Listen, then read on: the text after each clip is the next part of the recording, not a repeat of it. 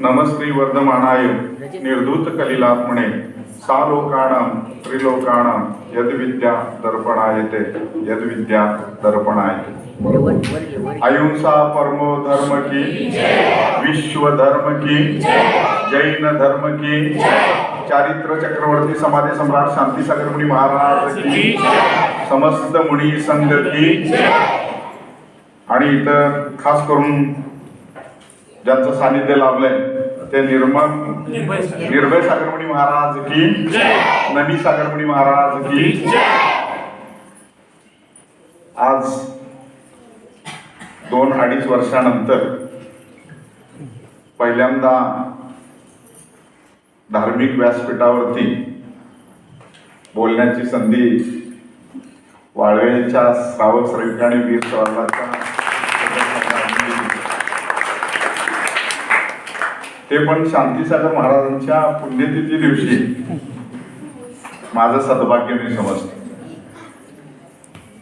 आजच्या कार्यक्रमासाठी खास करून उपस्थित असणाऱ्या आमच्यावर आलेले आमचे ज्येष्ठ बेले साहेब, मोहन नवले, ज्यांनी गीत घेतलं ते राजकुमार ढोले, आणि ज्यांची खऱ्या अर्थानं आम्हाला वास्तुशिल्पकलेतून ओळख झाली ते वाजेसाहेब, मनोज भिलोडे, ज्यांनी आत्ताच तुम्हाला महाराजांच्या सानिध्यात आल्यानंतर त्यांनी सांगितलेले आठवण सांगितले ते सचिन नवले, भिलवडे, आमचे कोले,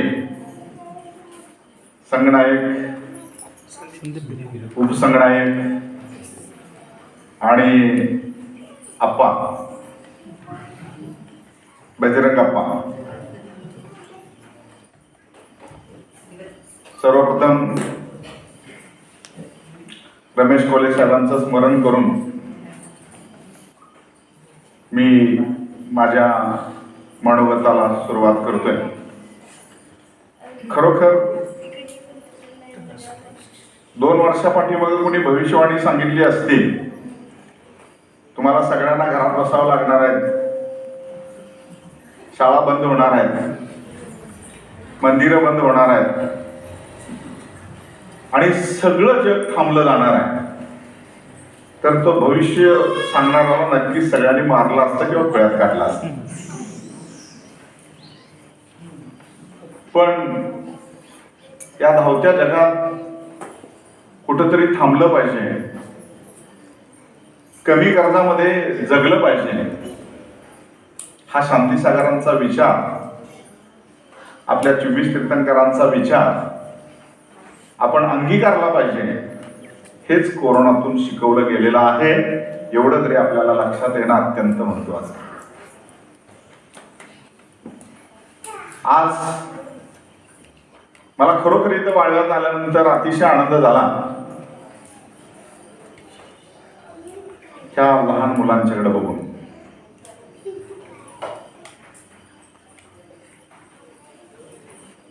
आमच्यासारखे वयोवृद्ध लोक आपल्या समोरच्या असणाऱ्या श्रावक श्राविका एका संख्येने कमी असले तर चालतील, पण ज्या दिवशी ज्या गावामध्ये या मुलांची संख्या जास्त असेल त्या गावचं भविष्य उज्ज्वल आहे।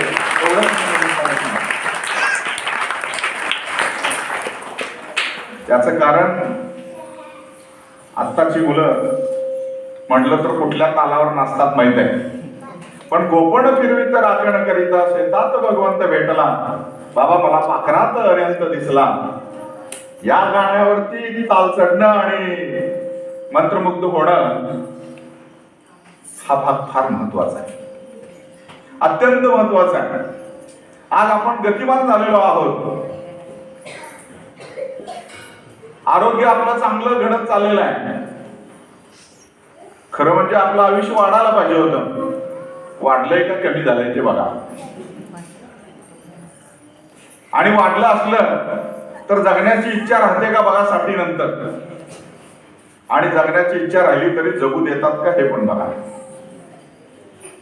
आणि हे सगळं करत असताना गतिमान जगाबरोबर पळत असताना IT क्षेत्रातलं नॉलेज आपण प्रत्येक जण आमच्या घरातली मुलं मुली घेतलेली आहे. पटकन त्यांना जॉब लागतो, पटकन गाव सोडून पुणे बॉम्बे अशा मोठमोठ्या सिटीमध्ये जावं लागतं, फ्लॅट संस्कृतीमध्ये राहावं लागतं. आणि मग अशा ठिकाणी ही जैन परंपरा, जैन संस्कृती, धर्म या बाबीचा निश्चितपणानं विसर पडतोय. आज खेडेगावातलं कॉलेज सर्वे केला आम्ही, एक एक घरं मोकळी राहिले. घरात कोण? एक म्हातारी किंवा एक आजोबा, मुलं पुण्याला आहे. त्यांना घेऊन गेलं तर तिथं ते मॅच होत नाहीत, दिवसभर कुंडून. तिथं सवय आहे सगळीकडे फिरून बोलायचं शेजाऱ्या बाजारांशी, पण तिथं नाही मिळत. म्हणजे एका बाजूनं भौतिक समृद्धी होत असताना दुसऱ्या बाजूनं आत्मिक समृद्धीचा लॉस होत चाललेला आहे. आणि हे सगळं जर पुन्हा मिळवायचं असेल, पुन्हा मिळवायचं असेल, तर हे सगळं तारण्याची शक्ती फक्त धर्मात आणि धर्मात आहे, हे महत्वाचं आपण लक्षात घेणं अत्यंत गरजेचं आहे. आजच्या शांतीसागर महाराजांच्या पुण्यतिथीला एक विशेष महत्व आहे. विशेष महत्व का? 8/9/1955 का होतो त्या दिवशी? कोण सांगते बघूया. कारण शांतीसागर महाराजांच्या विषयी आता बोलायला म्हणजे सगळ्यांना पाठ आहे, त्यामुळे तुमच्याकडनं मी उत्तर मिळवतो. का होतं 8/9/1955 ला काय घडलं होतं? छान. समाधी नक्की सांगा अजून बघा.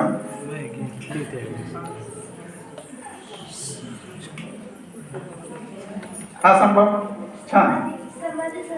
कधी साधली?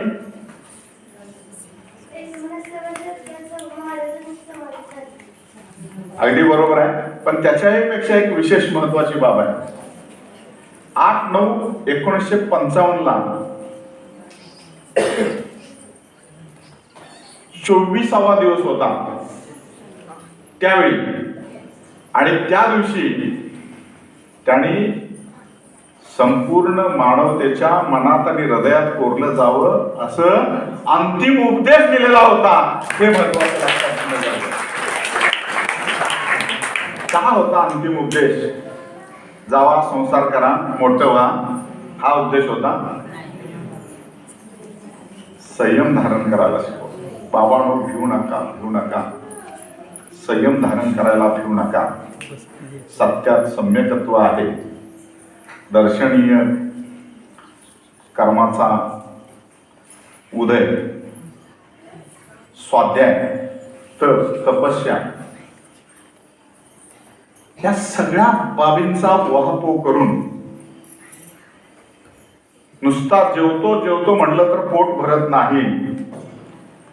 पोट भरण्यासाठी जेवण्याची क्रिया करावी लागते. तसं नुसता धर्म म्हणत बसलो तर धर्म होत नाही.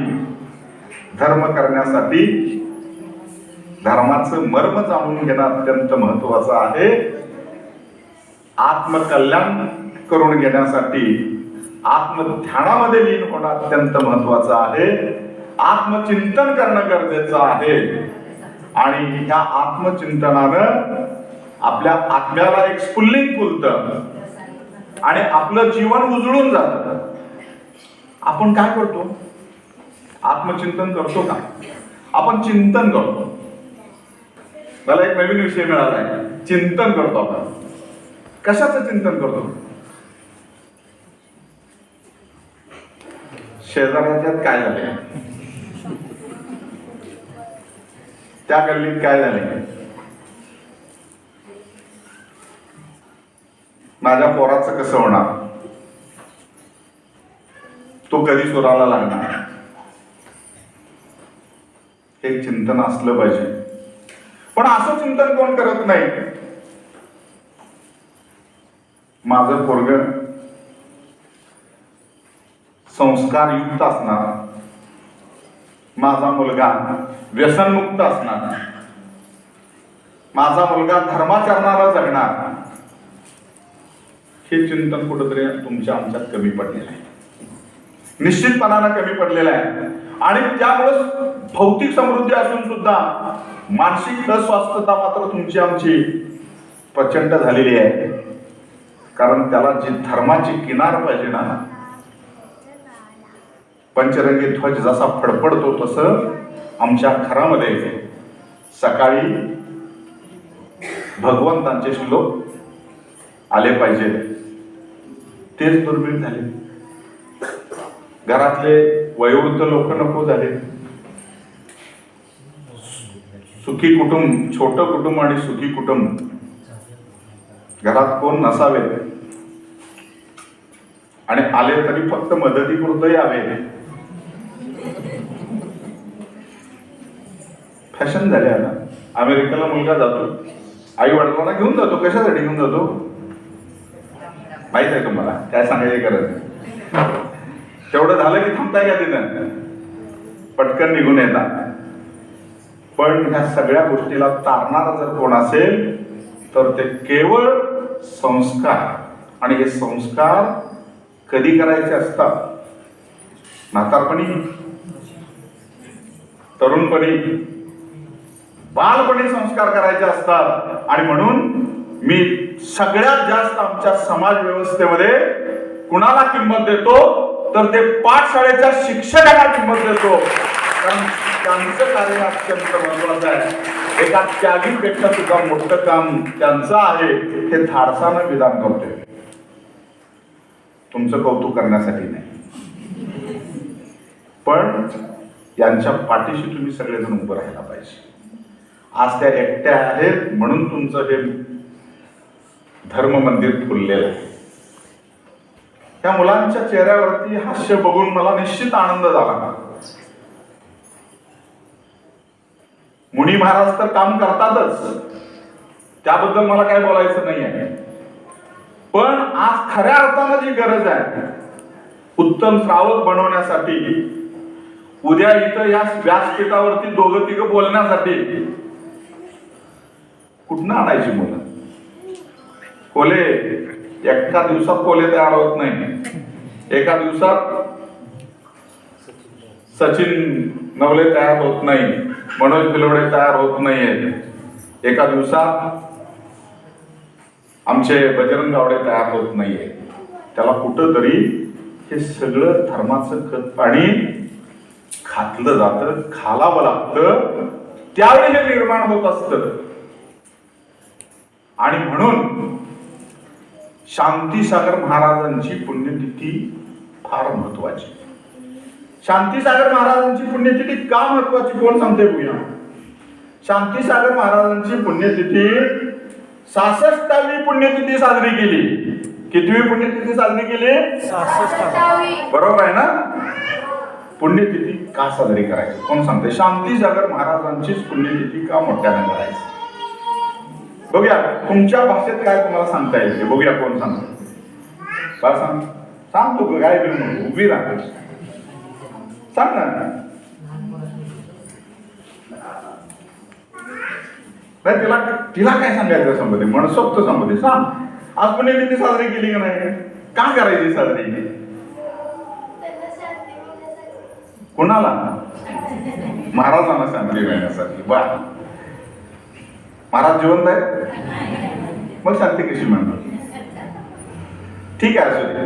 कुणाला सांगायचं अजून मोठ्याने पण सांगा. शांतीसागर महाराजांची पुण्यतिथी साजरी का करायची? आम्ही बाकीच्या महाराजांच्या पेक्षा शांतीसागर महाराजांची पुण्यतिथी जास्त प्रमाणात का साजरी करतो? कोण सांगते? सांगा सांगा, बसून सांगा. अगदी बरोबर, खंडित झालेली मुनी परंपरा चालू करण्यासाठी. आणि चालू केली. दुसरं एकच कारण, कारण मी हेच सांगणार आहे. तुमच्याकडनं प्रश्न विचारून उत्तर घेऊन तेच मी तुमच्या समोर पुटप करणार. आणि दुसरं कारण काय? अगदी बरोबर, त्यांच्यामुळं आज मुली दिगंबर बघायला मिळतात. छान. आणखी तुम्ही पण भाग घेऊ शकता. पुस्तक वाचायला कंटाळा येतो. आता पुस्तक वाचण्याची संस्कृती संपलेली आहे. आता संवाद, डायलॉग आहे का नाही, कोण बनेगा या पद्धतीनेच घ्यायला पाहिजे आपण. त्याशिवाय आपण करोडपती होणार नाही, नाहीतर आमच्या समोर कोणच थांबणार नाही. आणखी काय कारण? हा बिलोडे सांग तू. छान, त्यांच्यामुळे धर्म वाढला, हरकत. आणि कोण काय सांगताय? आणि कोण सांगताय? सांगा, तुम्ही पण चालते. खरोखर शांतीसागर महाराजांचे उपकार या समाजावरती इतके प्रचंड आहेत की त्यातून आपण कुठल्याही परिस्थितीत उतराई होऊ शकत नाही. भगवान महावीरांच्या नंतर बराच कालखंड लोटला गेला आणि जवळजवळ एक 200-300 वर्ष, उल्लेख आहेत तर का, 200-300 वर्ष समाजामधील जैन समाजाची अवस्था अतिशय बिकट झालेली होती. त्यावेळी मुनी लोकांना नग्न अवस्थेत फिरणं सुद्धा अतिशय कठीण होतं. ग्रंथात उल्लेख आहे. त्यावेळी त्यागी होते का? होते. पण ज्यावेळी ते बाहेर जायचे मंदिर सोडून, त्यावेळी त्यांना लंगोटी घालून जावं लागायचं, कारण बाहेर फिरायला परवानगी नव्हती. आणि मग मंदिरात आल्यानंतर नग्न अवस्थेत बसायचं. ही अवस्था शांतीसागर महाराजांच्या अगोदरच्या कालखंडाची. लक्षात येते का? मग ज्यावेळी शांतीसागर मुनी महाराज झाले, त्यावेळी नग्न अवस्थेत फिरण्याचं सामर्थ्य आणि नीती धैर्य या संपूर्ण समाज व्यवस्थेतील मुनी परंपरेला जर कुणी दिला असेल तर आचार्य शांतीसागर मुनी महाराजांनी दिले. दुसरा उपकार सांगतो, समाजावरचा शांतीसागर महाराजांचा झालेला दुसरा उपकार सांगतो. जर शांतीसागर महाराज झाले नसते तर या मंदिरामध्ये तुम्हाला स्वातंत्र्य राहिलं नसतं.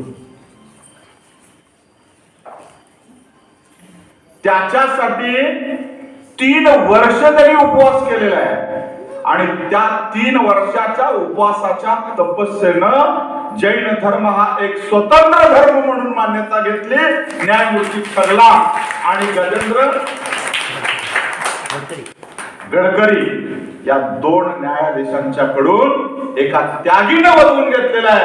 हे शांतीसागर महाराजांचे उपकार आहे. म्हणून शांतीसागर महाराजांची पुण्यतिथी आपण मरेपर्यंत केलो तरी त्यांचे उपकार आपल्याला फिटणार नाही. नुसता या 2 गोष्टी घडल्या नाही. तिसरा, एक खंडित मुनी परंपरा जिवंत ठेवली. दुसरी, स्वतंत्र अस्तित्व दिलं. तिसरी बाब जर विचारात घेतली तर मुनीचर्या कशी असावी ती शांतीसागर महाराजांनी दाखवून दिलं. आणि आज ती मुनीचर्या विद्यासागर महाराजांच्या रूपाने पाहायला मिळतं.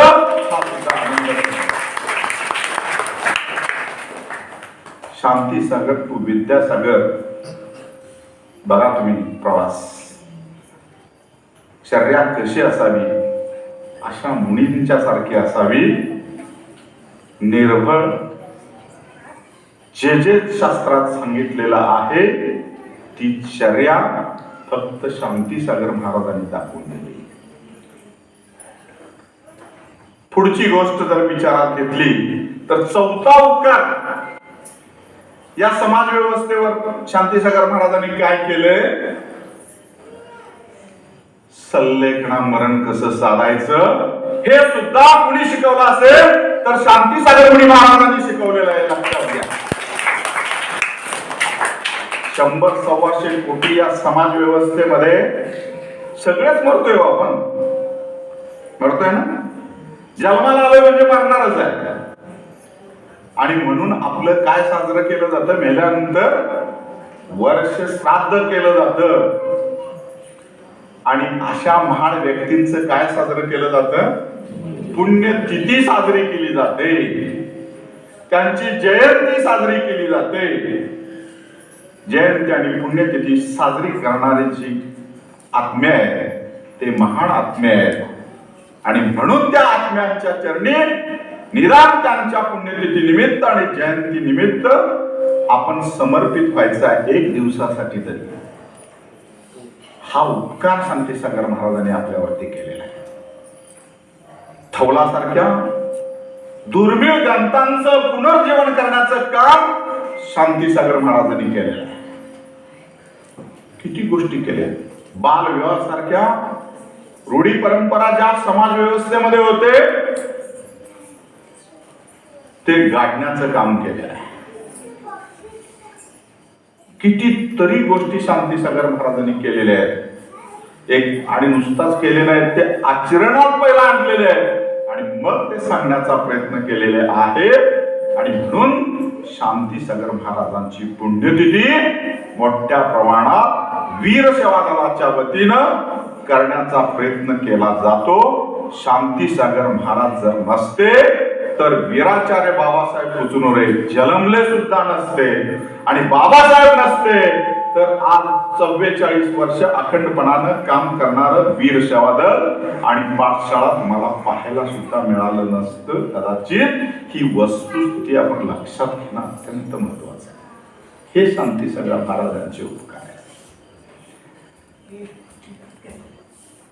एखादं मंदिर बांधणं, वाजेसाहेब तुमच्यासारखे बरेच लोक आहेत, महाराजांनी बांधायची गरज नाही. महाराजांनी जर काय बांधायचं असेल तर या बालचमूची मण बांधली पाहिजे. या बालचमूला संस्कारानं घडवले पाहिजे आणि उत्तम श्रावक तयार करण्याचं नीतिधैर्य त्यांच्यामध्ये निर्माण करणं हे खऱ्या अर्थानं जर सगळ्या मुनींनी मनावर घेतलं तर या जैन समाजाचंच काय समस्त भारतवर्षातील संपूर्ण समाजाचं कल्याण. आज मराठवाड्यामध्ये कुठले महाराज? पवित्र सागर महाराज. एक पवित्र सागर महाराज तळमळीने उडतात आणि या मराठवाड्यामध्ये 110 पाठशाळा आहेत जिथं अतिशय काय नाही. इथलं ढासळ आहे, काळजी करू नका. लागले नाही हे काय नाही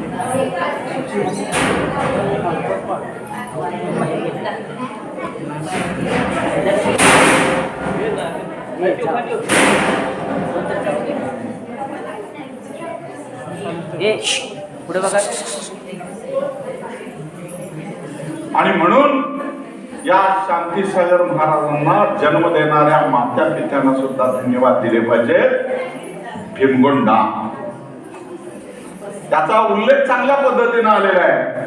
कुंती मातेचा भीम, भीमाईचा भीम आणि सातगोंडाचा भीम. सातगोंडाचा भीमगोंडा हे वडील, हे 3 भीम फार महत्वाचे या भारतवर्षामध्ये मोठी कामगिरी त्यांनी केलेली आहे. 2च सत्यवती माहिती आहे. एक पहिली सत्यवती शंतनू राजाची राणी आणि दुसरी सत्यवती सातगोंडाला जन्म देणारी माता. ह्या फार मोठ्या आहेत, त्यांना धन्यवाद द्यावेत तेवढे थोडे आहे. कारण बीज माड रानावर पेरलं तर ते चांगलं उगवत नाही. चांगल्या जमिनीत पेरल्यानंतरच उगवतं. चांगली जमीन ही खाण असते, तशीच चांगली माता, चांगले पिता हे समाजाचे खाण आहे. हे महत्वाचं लक्षात घेणं अत्यंत गरजेचं आहे. किती लाख मिळवला याच्यापेक्षा किती लाख मोलाचे संस्कार मुलांच्या वरती केलेला आहात हे महत्वाचं आहे. तुम्ही अगदी चिकाटीने मिळवता, पण ज्यावेळी पत्त्यासारखं तो मुलगा व्यसनाच्या आहारी जाऊन कोलमडतो त्यावेळी मिळवलेलं कुठं धुळीला जातं हे समजत सुद्धा नाही, हे लक्षात घेणं अत्यंत गरजेचं आहे. आज आम्ही आमच्या मुलांच्या वरती संस्कार काय केले पाहिजे, तर निदान बाबा आई वडिलांची सेवा केली पाहिजे. किमान आई वडिलांची सेवा केली पाहिजे, हे संस्कार केले पाहिजे. आई वडिलांच्या पाया पडताय की नाही रे, पडताय की नाही सगळे. आणि मग दुसरी सेवा कोणाची केली पाहिजे, मुलींची केली पाहिजे. आणि तिसरी सेवा कोणाची केली पाहिजे, समाजाची केली पाहिजे. आणि हे संस्कार आपण बालवयात या मुलांच्या वरती रुजवणं हे अत्यंत महत्वाचं आहे. त्यांचा परिवार मोठा होता, जसा 4 भाऊ होते, 1 बहीण होती. देवगोंडा हे वर्धमान सागर त्यावेळी झाले. शांतीसागर महाराजांनंतर दीक्षा घेतले. आदगोंडा, सातगोंडा आणि कुमगोंडा. आणि श्रीमती कृष्णाबाई ही एक त्यांची बहीण होती. शरीराची ताकद पण प्रचंड होती बरं का शांतीसागर महाराजांना. 12 हात लांब उडी मारत होते. किती? तुम्ही किती लांब उडी मारताय? 12 बोट. म्हणजे एवढी ताकद होती. शरीर त्यांनी कमवलं होतं. ज्वारीचे भरलेले 2 पोती या काकेत एक आणि या काकेत एक घेऊन ते जात होते. एवढी ताकद त्यांच्याकडे होती, हे पण लक्षात घ्या. आयुष्यातले त्यांना एकूण जे काही 82-84 वर्षाचं आयुष्य लाभलं, त्यातले 41 वर्ष पूर्वाश्रमात घालवले आणि 41 वर्ष त्यागी अवस्थेत घालवले.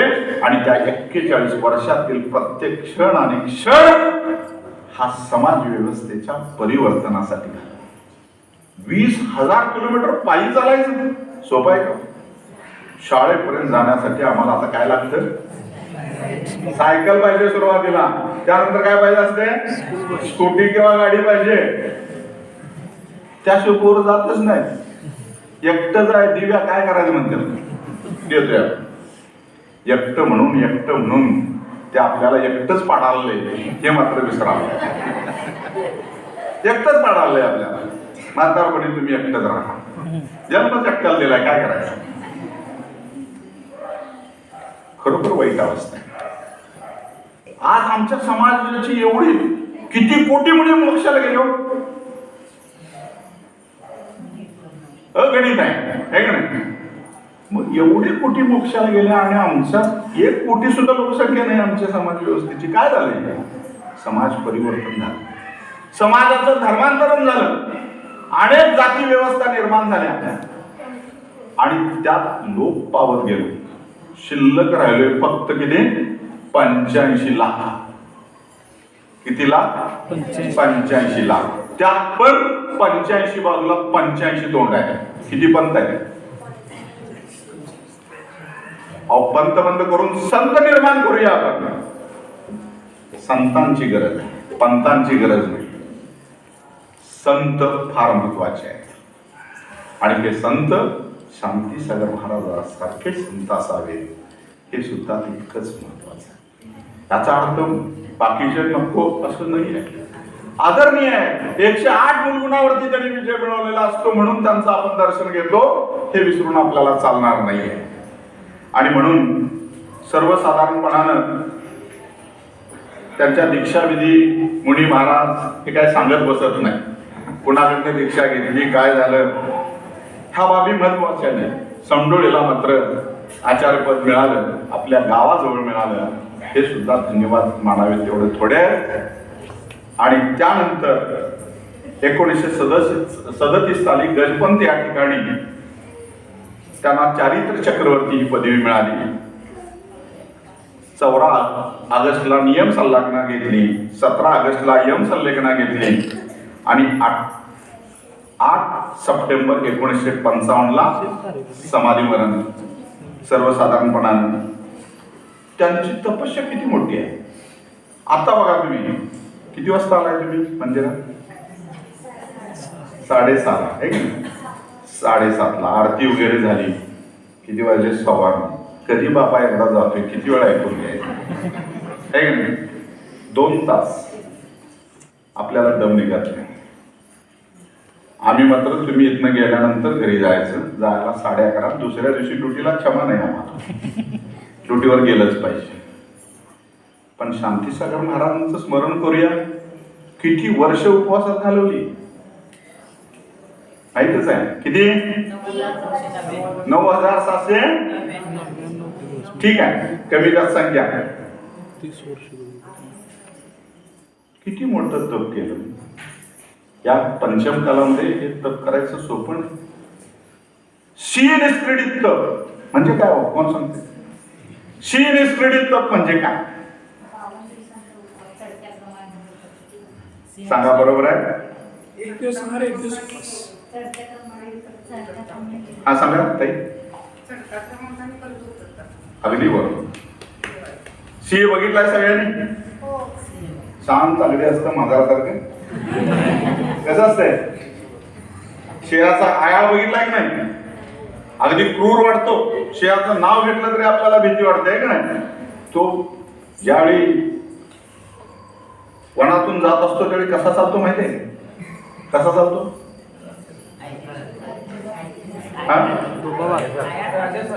राजासारखा चालतो.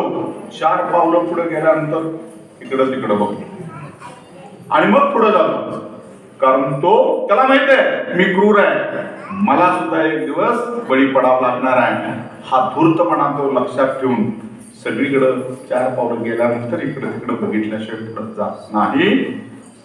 म्हणून या तपाला निष्क्रीडित तप म्हणलेला आहे. निष्क्रीडित तप कसं केलं ते नवीन पिढीला माहित असावं म्हणून सांगतो. 1 दिवस उपवास, दुसऱ्या दिवशी आहार.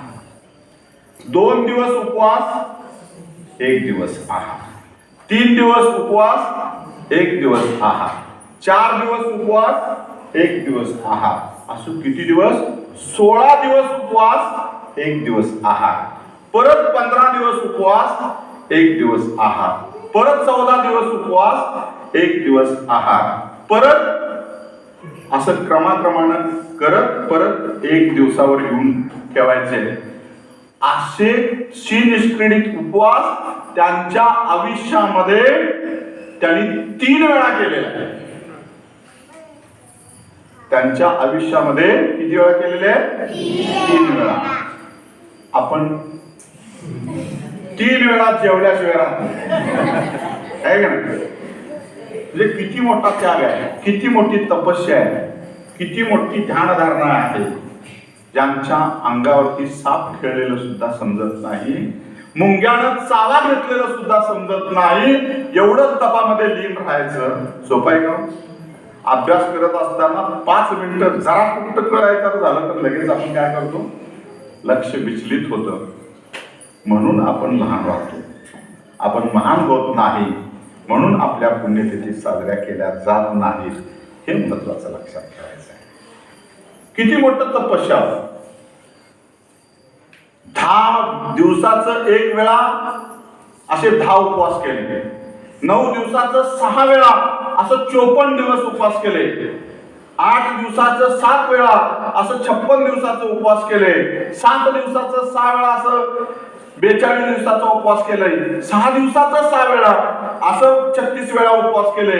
5 दिवसाचं 6 वेळा असं 40 दिवसाचा उपवास केला. 4 दिवसाचं 6 वेळा असं 24 दिवस. आणि संलेखनाच्या वेळी किती दिवस? 36 दिवस. असे हे 336 दिवसांचा उपवास, प्रदीर्घ उपवास. आणि एकूण संख्या किती? 9,700 काय असेल ते. कारण उगाच परत आकडा चुकीचा गेला की म्हणणार हे बहुतेक कुठं तर कमी पडले. भागिले फक्त 30 करायचे. 9,670, 80, 90 लाख भागिले 30 करा. किती महिने उपवासात गेले, किती वर्ष उपवासात गेले हे बघा. 41 वर्षाच्या आयुष्यामध्ये किती निम्म आयुष्य त्यांचं उपवासामध्ये गेले. किती प्रचंड तप साधना हे लक्षात घ्या. आणि म्हणून शांतीसागर महाराज एक अत्यंत महान विभूती होते. अनेक वेळा साप अंगा खांद्यावरती खेळला. सौंदत्ती गावात रात्रभर मुंग्याने चावा घेतला. सिद्धी ब्राह्मण तलवार घेऊन मारणे आला. कोगण खोळ्यानं काठीनं झोडपून काढलं. भीमशा मगदूम डोक्यावरती पाठ घेऊन महाराजांना घेऊन गेला. महाराज कुठं तुम्ही चातुर्मास करणार म्हणून पाटावरती ते तयार होते. बरेच श्रावक आलते न्यायला. हे येणार नाहीत हे समजल्यानंतर त्यांच्यावर प्रेम करणारा हा भीमशा मगदूम आला. रात्री ते ध्यानस्थ बसलेले होते आणि अशा अवस्थेत त्यांचं ते पाट्या टाच उचलला आणि घेऊन त्यांना त्यांच्या गावी नसलापूरला मला वाटते घेऊन चालले होते. आणि तिथं पहाट झाली. सूर्याची किरण पडले आणि शांतीसागर महाराजांना जाग आली. आणि जाग आल्यानंतर अरे हे काय करतोयस म्हटले. आणि त्याच वेळी त्याने तो चातुर्मास त्या ठिकाणी केला. अशी प्रेम करणारी माणसं सुद्धा त्यावेळी उत्तम श्रावक होते. हेही महत्वाचं लक्षात घेणं अत्यंत गरजेचं आहे. किती मोठं सगळ्या गोष्टी आहेत बघा. अण्णा दाढीवाला सारखा मुका माणूस त्यांच्या प्रेरणेनं बोलायला लागला. जिंदास ब्रह्मचारी गुरु सेवेनं बरा झाला. रुद्राप्पा सारखा जीवलग मित्र त्यांना भेटला. आणि म्हणूनच म्हणतोय वंदनादी वीराला रे गुरु शांती सागराला. पुढचं काय म्हणताय काय बोला की वंदनादी वीराला रे गुरु शांती सागराला. शांतीच्या रे सिंधूला रे अहिंसेच्या दूताला. अहिंसेच्या दूताला रे अहिंसेच्या दूताला. धनगरी ओवी माहिती आहे तुम्हाला. आज ही बजरंगवडे त्या ठिकाणी आम्ही ही ओवी म्हणत असताना आजही या वयात सुद्धा आम्ही नाचत होतो. फार वेगळं समाधान त्यामुळं मिळतं हे लक्षात घेणं अत्यंत गरजेचं आहे. आणि या सगळ्या बाबींचा विचार करून शांतीसागर पुण्यतिथी वीर सेवा दलाच्या माध्यमातून आम्ही चालू केली. 39वी पुण्यतिथी वीर सेवा दल साजरं करतं. हेतू एकच. या निमित्तानं समाज सगळा एकत्रित आला पाहिजे. नुसताच एकत्रित आला पाहिजे नाही. त्यांच्यात विचाराची देवघेव झाली पाहिजे.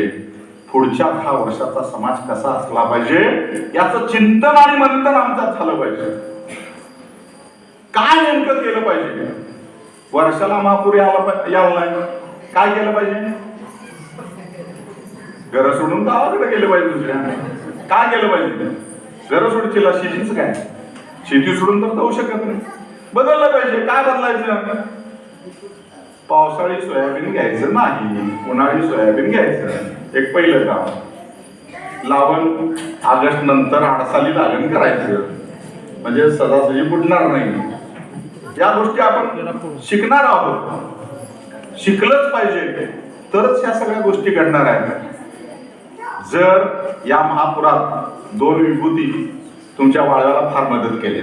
कुठल्या 2 विभूती. इस्लामपूरला होते महाराज आगम सागर महाराज आणि सहज सागर. बऱ्याच लोकांची घरं बांधून दिली. बऱ्याच लोकांना पत्रे दिले. साक्षीदार आहात तुम्ही सगळे. पण एक घटना सांगतो. एका ठिकाणी गेले होते महाराज स्वतः.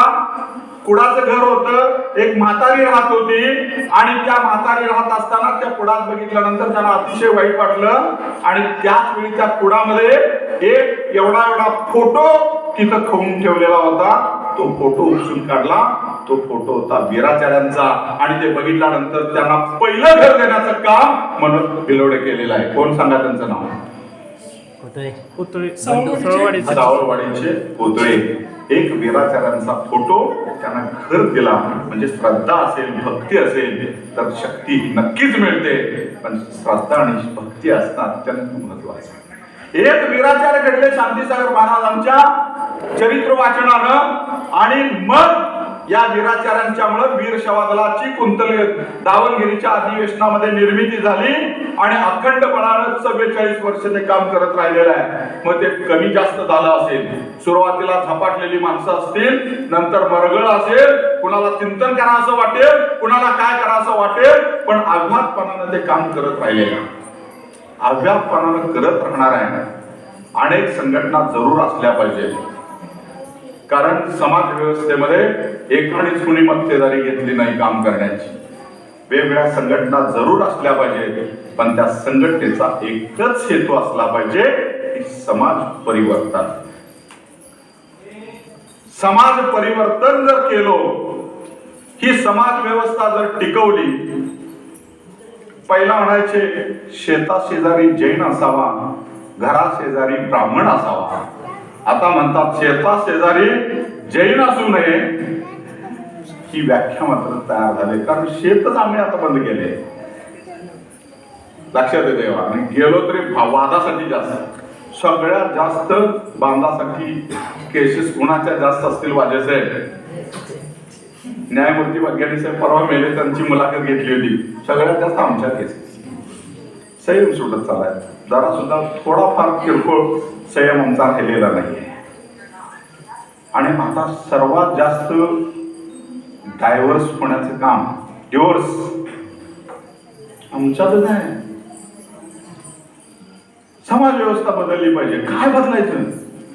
कुठं गेली आमची समाज व्यवस्था? कुठं गेली आमची मुनी परंपरा?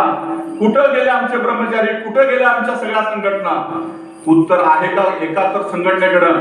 100% नाही आहे. आणि त्यामुळे एकमेकाला दोष देण्यापेक्षा ही परिवर्तनाची लाट कशी निर्माण करायची, हीच ताकद निर्माण करणं अत्यंत गरजेचं आहे. निश्चितपणानं अतिशय वाईट अवस्था होत चालली आहे. आज मराठा समाजाचा क्रांती मोर्चा निघाला, त्या मोर्चानंतर फिरून आला तर एक सुद्धा कागदाचा तुकडा तुम्हाला पाहायला मिळत नाही. असं त्यांच्यामध्ये स्वयंसेवक काम करतात. आमचं काय आहे का अशी व्यवस्था? ज्या बाबासाहेबांनी लोकांचे चप्पल उचलण्यासाठी सुद्धा मागे पुढे बघत नाही, चप्पलाच्या स्टँड होत्या, आज काय अवस्था? प्रत्येक ठिकाणी मोठ्या प्रमाणात वर्षाला 5-25 पंचकल्याण पूजा होतात. पण त्या 5-25 पंचकल्याण पूजेमध्ये भरपूर सवाल घेतो आपण, खर्च केला पाहिजे, दान दिलं पाहिजे. पण त्या पूजेमध्ये 5 लोकांची ताटं तरी आपण वाढतो का? कुठे गेली आमचा सेवाभाव? 5 लोकांची ताटं तरी वाढतो का? मग आम्ही काय करतो? संग्रह काय करतो आपण? आपले स्वयंसेवक बोलवायचं तरी बरं, सेवादल आहे म्हणून तेवढं तर करतोय. पण जिथं सेवादल नाही तिथं काय करतो? फाडोत्री लोक कोण असतात? चालाल का? चालाल नाही कारण आमची सेवाच लुप्त झाली. दान देता येत नाही, राहू दे ना. 50 तांदूळ धुयाचं काम करूया, मन मोठं दाखवतोय आपण. दुसऱ्यांनी तर आता खरकट आम्ही जावा सत्संग कुठं कुठं असतोय तिथं. त्या सत्संगामध्ये अगदी 4 चाकी 4 व्हीलर मधनं उतरून 10 ताटं तरी धुणार, 15 ताटं तरी धुणार, 25 ताटं तरी धुणार. हा संकल्प काही लोकांचा आहे, सत्संग म्हणतात त्याला. आणि आम्ही सत्संग दुसरीकडे घडू लागले. आमचं मात्र संघ वाद निर्माण होत चाललेला आहे, पंतवाद निर्माण होत चाललेला आहे, संतवाद निर्माण होत चाललेला आहे. मोठा का तू मोठा, मंदिरात मंदिर कमिटीत कोणाचं प्राबल्य, कशाला तरी झाले. या सगळ्या बाबीचं चिंतन मंथन या पुण्यतिथीच्या निमित्तानं होणं गरजेचं आहे. शांतीसागर महाराजांची पुण्यतिथी मिरवणूक काढून संपणार नाही. शांतीसागर महाराजांचा अंतिम उद्देश प्रत्येकाच्या हृदयामध्ये कोरला गेला पाहिजे. आणि हे कोरण्याचं काम पाठशाळेचे शिक्षक करत असतात, म्हणून ते आमच्या दृष्टीनं श्रेष्ठ आहे. आज 42 वर्ष पाठशाळेला झाली. या 42 वर्षामध्ये यंदा 10,256 विद्यार्थ्यांची नोंद झाली. 10,110 विद्यार्थी परीक्षेला बसले गेले. काय देतो त्यांना? कुठं तर 500 रुपयाचं मानधन दिलं तर दिलं, ते पण जर मंदिर कमिटीची अग्रता असली तर, नसलं तर ते पण नाही. 40 वर्ष सेवा करतात ते. आता वीराचार्य पतसंस्था सांगली जिल्ह्यामध्ये वर्षाला 5,000 रुपये देण्याचा संकल्प आम्ही गेली 3 वर्ष करतोय, पण त्यातली पण 2 वर्ष आता त्या कोरोनामुळे थांबलं गेलं. पण काम फार महत्वाचं आहे, ते सोडू नका.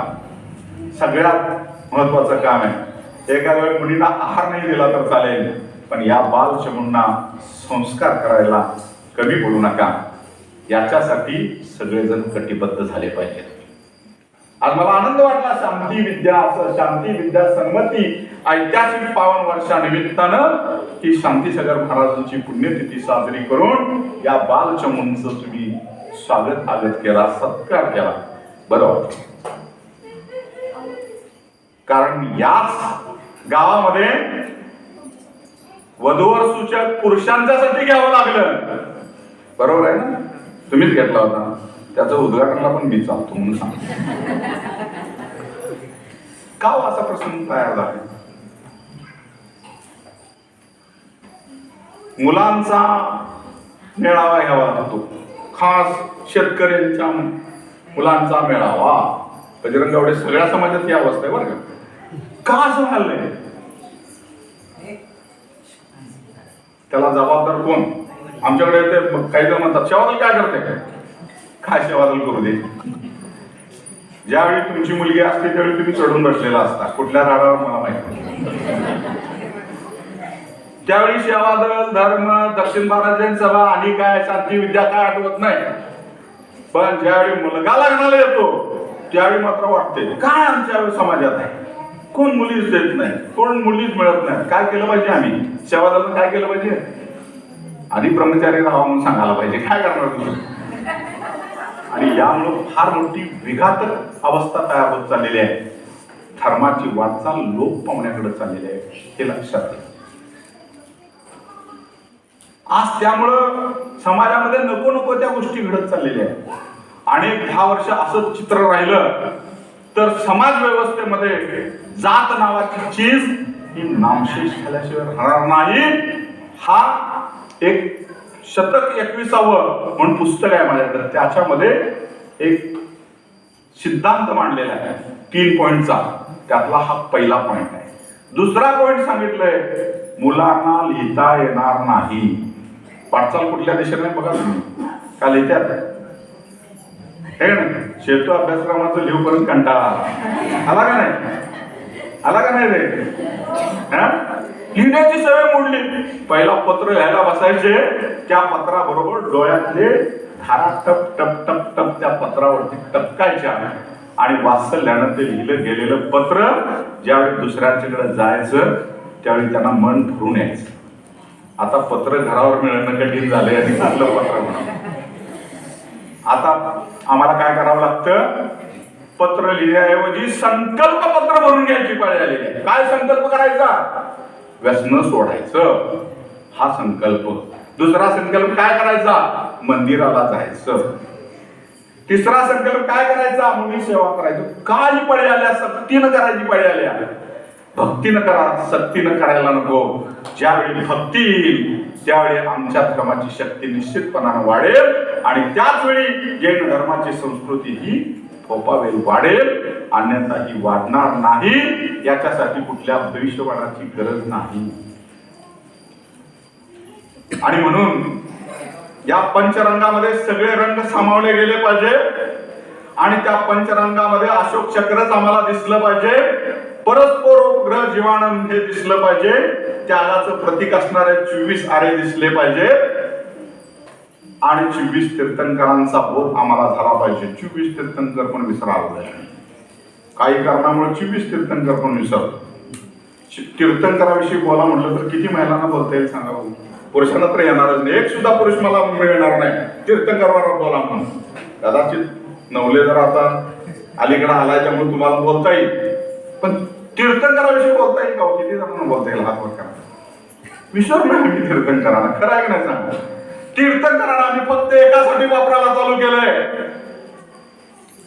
कशासाठी? पूजा त्यांची कशी करायची. अरे काय घेऊन बसलाय? पूजा कशी करायची तशी करा, पण तीर्थंकरांच्या 1008 मूलगुणावरती चर्चा करा ना. त्यांनी काय 1008 मूलगुण मिळवले? भगवान महावीरांना काय उपसर्ग सोसावा लागला? त्यांच्या बहिणी कोण होत्या, त्या बहिणींना काय त्रास झाला, पण तीर्थंकरांना आम्ही आत कोंडून ठेवलंय. आणि ज्यावेळी भगवान महावीरांची जन्मजयंती येते त्यावेळी आम्ही काय करतो, आमच्या घराजवळ खिशात पाठवून उभं राहतो. मंदिरापर्यंत पण जात नाही, आमच्या घराजवळ आल्या बघूया.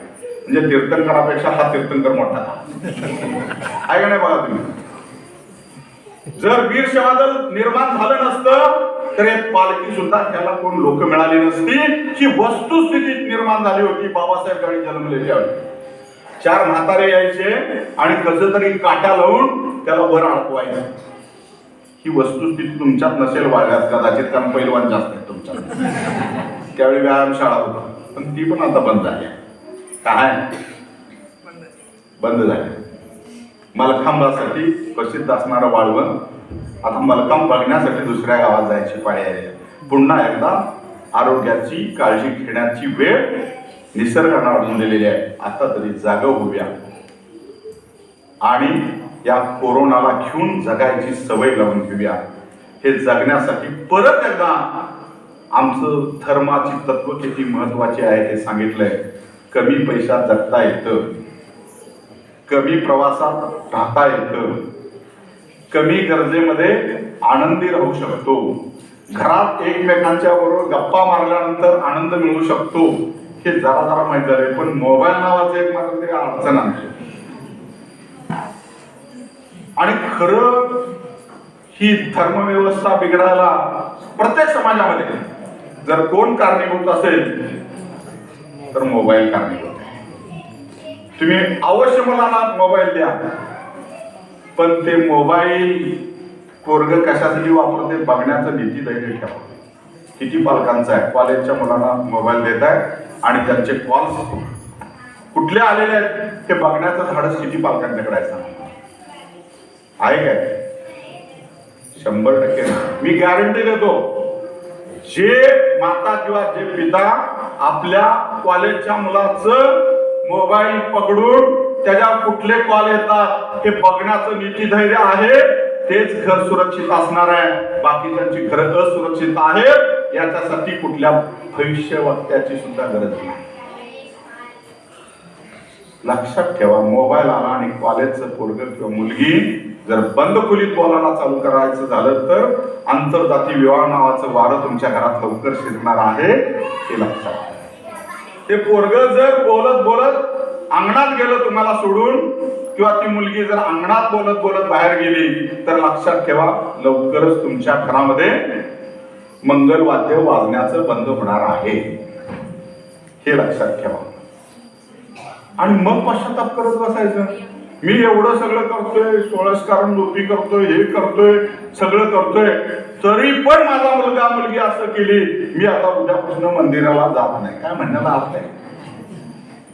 देवानं सांगितलं, मोबाईल देवाने दिलं, मोबाईल होते त्यांच्याकडे, फक्त आपल्याला माहित नाही. कारण तीर्थंकरांची वाणी म्हणजे काय होती की ज्या वाणीनं नुसताच मानव जातीला समजत नव्हतं. तीर्थंकरांचं समोशरण भरल्यानंतर सगळ्या प्रकारचे प्राणी सुद्धा असायचे. त्या प्राण्यांना समजेल अशा पद्धतीचं बोलणं सुद्धा त्या तीर्थंकरांच्या वाणीत ताकद होती. आजचं मोबाईल काय घेऊन बसलाय? आजच्या मोबाईल मध्ये ताकद आहे की नाही? गुगलवर कुठलेही टाकलं तर कुठल्याही भाषेत भाषांतर येते का नाही? लगेच माहिती आहे की नाही तुम्हाला? त्यावेळी त्यांना अवगत होतं. एक भगवान महावीर बोलायचे आणि त्या समोशरणामध्ये असणारे गणधर पट पट पट पट ज्याला समजेल त्या भाषेमध्ये सगळं सांगायचं. किती मोठी यंत्रणा त्यावेळी असू दे, जाऊ दे, ते कंटाळले. मी पण कंटाळलोय, जास्त घेत नाही, काळजी करू नका. 4ला घरातनं निघालोय, 5:45ला कुठं होतो? कुप्पण कोथळीला होतो. 6:55ला जापे घातलं. आणि आता 3 वर्षात मात्र बजरंगवड्या आम्हाला एक चांगलेच समजलं, शांतीसागर पुण्य किती कशी असावी तर अत्यंत शास्त्रशुद्ध असावी. सकाळी 6:55ला जापे घातलं पाहिजे. शांतीसागर महाराजांचं अष्टक झालं पाहिजे. शांतीसागर महाराजांच्या अंतिम उपदेशाचं वाचन झालं पाहिजे. आणि एखाद्या मुनी महाराजांचं सुंदर अशा पद्धतीचं शांतीसागर महाराजांच्या वरती प्रवचन झालं पाहिजे. आज तुमच्या गावात पण आम्ही दिलेल्या आदेशानुसार केला. त्याबद्दल यातल्या वीर सेवा दल असतील आणि कुठल्या संघटना असतील त्या सगळ्याच कार्यकर्त्यांना मी मनपूर्वक धन्यवाद देतो. जे काही आज सूत्रसंचालन करणार हे भविष्यातले सर आहे, लवकरच होतील. हा आशीर्वाद आजच घेतो आहेतच, पण परमनंट लागणार की सर तुमच्या आशीर्वादाने हे सर्व कार्य आज त्याची तळमळ आहे. का हो या नवलेला जर मनात ठरवलं असतं तर आज बायकोला घेऊन निवांत सांगलीत फिरता आलं असतं. काही नाही, तेवढं आर्थिक परिस्थिती आहे ना त्यांची, पण त्यांना वाटतं माझ्या गावात यावं, इथल्या पाठशाळेच्या मुलांना हे करावं, सगळ्या लोकांना बोलवून घ्यावं आणि इथलं धार्मिक उत्थापन व्हावं. ही भावना तुमच्या आमच्यामध्ये रुजू दे, चांगली सद्बुद्धी आम्हाला देऊ दे. आणि सगळ्यात महत्वाचे आज सगळ्यांनी शपथ घ्यावं, कुठलेही मुनी आले तर मी आहार करणार, कुठलेही मुनी आले तर आहार करणार, एवढी शपथ जरी घेतला तर शांतीसागर महाराजांची पुण्यतिथी केल्याचं सार्थक मिळणार. पण हेच मुनी आले तर मी आहार करणार, ते मुनी आले तर आहार करणार, या विकृतीला आज गाडण्याची शपथ घ्या सगळ्यांनी. फार महत्वाची बाब आहे. येणारे मुनी हे श्रेष्ठ आहे, त्यातले कोण बोलणारे असतील न बोलणारे असतील, पण तपान ते श्रेष्ठ आहेत. 108 मूलगुणावरती विजय मिळवलेले आहेत. त्यांच्या चरणी नतमस्तक झालंच पाहिजे, त्यांना आहार दिलाच पाहिजे. आमच्या सुनांना त्या शिकवलंच पाहिजे आहार कसा द्यायचा, आमच्या मुलींना शिकवलं पाहिजे. आज आम्हाला महाराजांनी शिकवलं शांतीसागर अर्घ्य कसं द्यायचं. एक एक बदाम एक एक काहीतरी दिलं आणि तिथं अर्घ्य द्यायला सांगितलं. किती आनंदी जीवन. कुंतलगिरीच्या शिबिरावरती 2 वर्षापूर्वी 150 मुलांना आम्ही घेऊन गेलो आणि त्या 150 मुलांना अष्टक कसं करायचं शिकवायला चालू केलं. करा इथं एक दिवस त्या निमित्तानं केलता. 5-7 वर्षाच्या मागे प्रयत्न केलता आणि त्याच्या बक्षीस वितरणाला मी चालतो. लक्षात येते गावा, करा असं, अशा पद्धतीनं शिकवा. सारखं ऐकून कंटाळतात, ऐकायची सवय आता नाही. कारण इतकं ऐकलेलं असतंय मोबाईलचं की बाकी कुणाचं ऐकून घ्यायची इच्छा राहिली. आलं लक्षात. तर या पद्धतीनं परिवर्तन करूया. पाठशाळेला तुमची मुलं आली तर फार मोठं नुकसान होतंय, डोक्यातनं काढा. त्यांना अवश्य क्लास लावा, अवश्य शाळेचं त्यांना संस्कार करा. पण एक अर्धा तास आठवड्यातनं 2 दिवस त्या पाठशाळेसाठी जर तुमची मुलं दिला तरच तुम्ही, तरच जैन धर्म, तरच ह्या सगळ्या परंपरा, तरच ह्या सगळ्या संस्कृती टिकू शकणार आहेत. अन्यथा नेहमीच म्हणते फुरसत नाही देव दर्शनाला, तिथं काय सांगशील देवाला रे, तिथं काय सांगशील देवाला, अशी तुमची आमची गती. बघूया आता कशाला धर्म पाहिजे. तरुणपणी बघूया. तरुणपणी म्हणायचं आता सगळं प्रपंच आता पुढे सूर बसलाय, बघू परत वय झाल्यावर. 60 नंतर वाटते आता काय चाललं ना, घरातलं काय सगळं आपल्याकडनं बाजूला गेलेलं असतंय. आता आम्ही काय धर्म करायचा. धर्म करण्यासाठी स्वतंत्र वेळ काढण्याची गरज नाही. धर्माची व्याख्या समजत नाही आपल्याला. जाता जाता जे जे चांगलं आहे ते करणं म्हणजे धर्म आहे. जे जे चांगलं आहे ते करणं म्हणजे धर्म आहे. दुसऱ्या मुलांच्याकडे सुद्धा चांगल्या वृत्तीनं बघणं यात सुद्धा धर्म आहे. एखाद्या गरजू माणसाला मदत करणं याच्यामध्ये सुद्धा धर्म आहे. एखाद्या भुकेलेला पोटाला घालणं हा सुद्धा धर्म आहे. एखाद्या ताणलेल्या पाणी पाजणं हा सुद्धा धर्म आहे. मंदिराला येणं ही क्रिया आहे, धर्माची क्रिया आहे, तो धर्म नाही. स्पष्टपणाने मी मुद्दाम सांगतो की क्रिया आहे. कशासाठी क्रिया करायची. वातावरण निर्मिती झाल्याशिवाय आपल्याला चालतच नाही. आणि आमचे तीर्थंकर काय देत नाही. त्यांच्याला आम्ही काय मागतो, तुम्ही जसे निर्विकल्प राहिलेला आहात, निर्विकार राहिलेला आहात, त्या पद्धतीनं ते सगळं माझ्यात अवतरू दे, माझ्यातले सगळे दुर्गुण निघून जावे. तुमच्यासारखे 1000 मुलगुणातील 1008 मुलगुणातील काही मुलगुण माझ्या पदरात पडावं, या हेतूनच आपण तीर्थंकरांचं दर्शन घ्यायचं असतं. तुम्ही पास करा म्हणून सांगितलं तर देव पास करत नाही आपल्याला, अजिबात लक्षात ठेवा. लक्षात दिले बाबा, हे पास व्हायचं असेल तर अभ्यास केलंच पाहिजे, पाठांतर केलंच पाहिजे. संसार करायचा असेल तर धर्माचा संसाराचा गाडा हाकलाच पाहिजे. पण हे करत करतच धर्म करायचा आहे. धर्म करत करत संसार, संसार करत करत धर्म, धर्म पंथ साधे विना नर दिव्यांचे समान असं म्हटलेलं आहे. धर्मपंथ संसार करत करायचा आहे. आणि हे जर साधलो नाही तर या नर जन्माला येऊन सुद्धा आपण पशु समान आहोत असं सांगितलं गेलेलं आहे. पशु व्हायचं का, मनुष्य व्हायचं का, ब्रह्मचारी व्हायचं का, तीर्थंकर व्हायचं हे तुम्ही ठरवा. पण मला एवढंच सांगायचं आहे, काही नाही होता आलं तरी उत्तम मनुष्य म्हणजेच उत्तम श्रावक श्राविका होण्याचा तरी प्रयत्न या निमित्तानं करूया. मला बोलवला, 10 मिनिटं कमी आहेत. आता याच्यापेक्षा जास्त परीक्षा मी घेत नाही.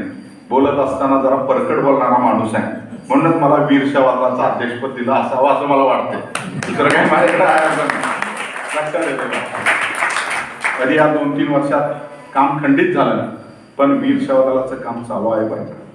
कोणाला काही वाटलं तरी वीर शवादल काय काय करतं हे सांगण्यासाठी परत एकदा असंच कुठल्या तरी निमित्तानं त्यावेळी तेच बोलू. पण काही जे मोजके कार्यकर्ते आहेत त्यांनी नेटानं करावं. या गावानं चांगले कार्यकर्ते दिलेत.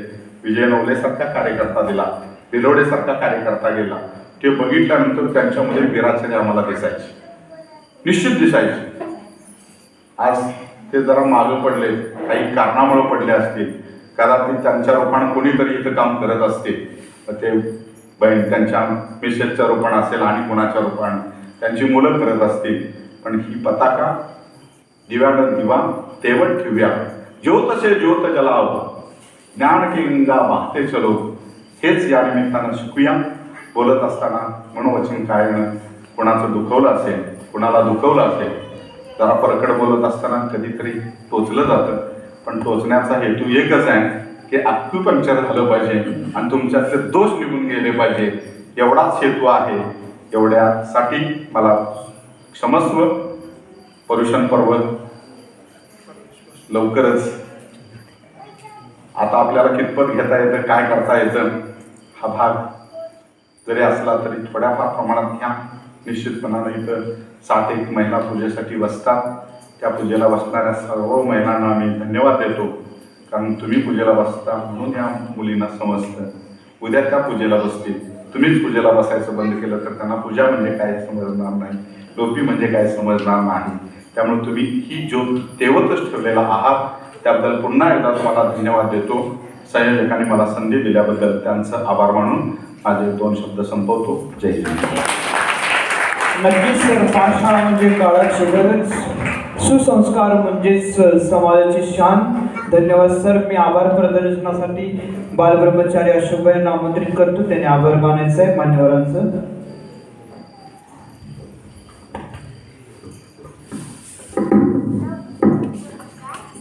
जय प्रथमाचार्य चारित्र चक्रवर्ती शांती सागरजी महामुनि राज की जय संत शिरोमणी आचार्य भगवान श्री विद्यासागर जी महामुनि राज की जय बोलो परम पूज्य निर्भय सागर जी महाराज की जय बोलो परम पूज्य नेमी सागर जी महाराज की.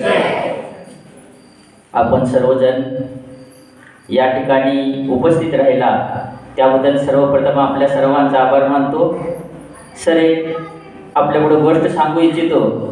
हा जो चातुर्मासचा समोर जे 5 कलश दिसत आहेत, आमच्यासारख्याने एक नवीन उपक्रम यावर्षी राबवला.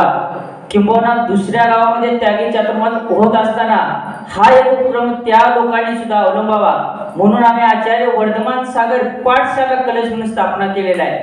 तो कलश एवढ्यासाठी सर केलेला आहे की ही जी रक्कम येणार आहे ते आमचे जे लहान लहान मुलं आहेत त्यांच्यावर पूर्णपणे खर्च करण्यासाठी तो पाठशाळेचा फंड आम्ही निर्माण या वाळव्याच्या शाखेच्या वतीने केलेला आहे. जे मुलं येतात त्यांना वही असेल, पेन्सिल असेल, पेन असेल, गोडी लागण्यासाठी जे आज आवश्यक आहे असं बोललेलं तर कोण येत नाही.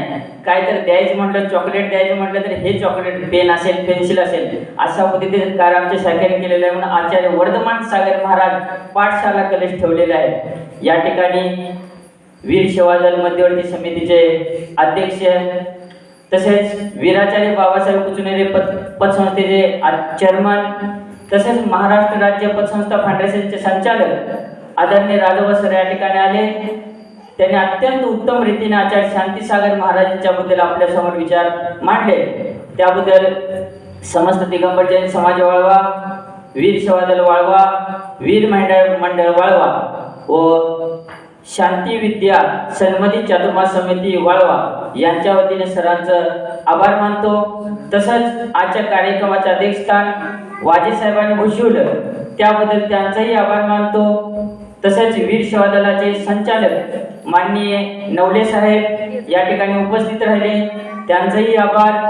आपले वीर सेवा दलाचे आमचे कार्यकर्ते मान्य ढोले सर यांचाही आभार आणि वीराचार्य पतसंस्थेचे व्हाईस चेअरमन बेले साहेब तेही या ठिकाणी उपस्थित राहिले, त्यांचेही आभार मानतो. तसंच सगळ्यांनी घेऊन यायचे एक महत्त्वाचं सारथीचे काम आमचे सचिन नवले सर केलं, त्यांचं सुद्धा विशेष आभार. सर, ही जी मुलं आहेत किंबोना हे सचिन असेल, मी असेल, राहुल असेल, आमचे दादा मनोजदादा असेल, वाजे सर असतील, बजापा असतील, हे सर्वजण आदरणीय रमेश अण्णा यांच्या पाठशाळेत ज्यावेळी आम्ही लहान होतो आम्हाला आठवतं की घराच्या स्वयंपाकघरात यायचं, आमचा हात धरायचा आणि पाठशाळेत घेऊन यायचं. त्यांच्या माध्यमातूनच हे सगळे घडलेले आहेत. त्यांच्या आशीर्वाद म्हणा की त्या आशीर्वादामुळे आमचे सर्व कार्यकर्ते तयार होत आहेत. त्यांचं सुद्धा विशेष ज्या वेळेला कार्यक्रम असेल त्यावेळी रमेश अण्णांची आठवण आल्यासाठी कधी असा कुठला कार्यक्रम जात नाही की अण्णांची आठवण आली नाही. असे अण्णा सुद्धा या ठिकाणी विशेष करून आपण सर्वजण उपस्थित राहिला त्याबद्दल सर्वांचं पुनश्च एकदा आभार. यानंतर एक आरती होईल आणि आरतीनंतर कार्यक्रमाची सांगता होईल. सर्वांनी उठून उभं राहा.